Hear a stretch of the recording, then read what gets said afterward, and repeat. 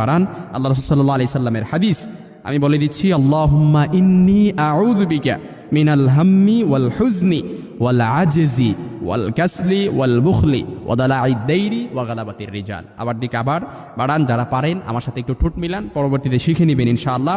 আমি বলছি, আল্লাহুম্মা ইন্নী আউযু বিকা, এটা তো পরিচিত শব্দ, সকলেই বাড়ি। মিনাল হাম্মি ওয়াল হুজনি, আবার বলেন ওয়াল হুজনি ওয়াল আজজি ওয়াল কাসলি ওয়াল বুখলি ওয়া গালাবাতির ওয়া দালাঈদ দাইরি। আমার সাথে একটু বলেন, ওয়া দালাঈদ দাইনি ওয়া গালাবাতির রিজাল। একেবারে সিম্পল।